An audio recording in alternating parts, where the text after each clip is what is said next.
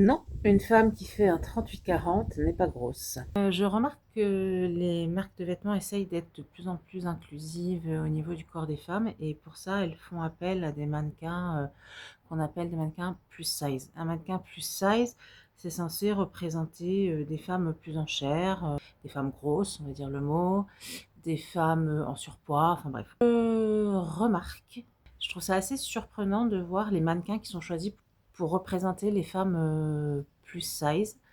C'est souvent des femmes très grandes, parce qu'une femme en surpoids, quand elle est grande, c'est plus accepté que sur une petite, parce que du coup elle va être plus trapue, donc encore plus grosse. Donc ce qui me gêne, c'est que je trouve que finalement, on utilise, le mot est un peu dur, mais on utilise des femmes que je trouve somme toute assez banales, pas au niveau de leur beauté, mais dans le sens qu'on voit tout le temps dans la rue, c'est-à-dire qui ne sont pas extrêmement minces, qui ne sont pas extrêmement grosses, donc ce que j'appelle une femme absolument lambda, qui doit faire à tout casser un 38-40. Et du coup, la femme qui fait un 38-40 est censée représenter les plus size. C'est un discours que je trouve dangereux, c'est un discours que je ne cautionne pas et qui m'agace parce que ça véhicule, et notamment aux petites filles, que quand tu fais un 38-40, tu es plus size. Donc quand tu fais un 38-40, tu es en surpoids.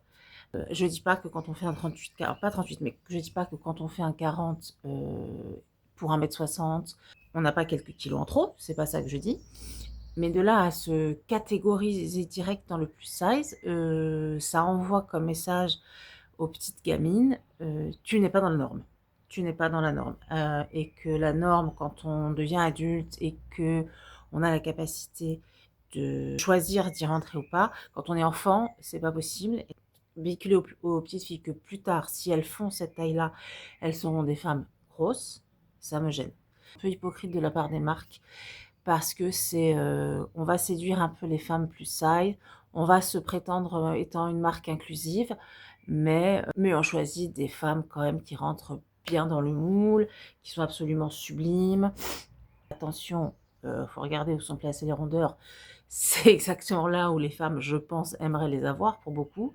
Donc s'il y a une hypocrisie là-dedans, ce serait intéressant peut-être que les femmes prennent un peu la parole là-dessus, à savoir, est-ce que quand une femme en 38-40 vient les représenter, est-ce qu'elles se sentent vraiment représentées en tant que femme ronde ou femme grosse? Je sais pas.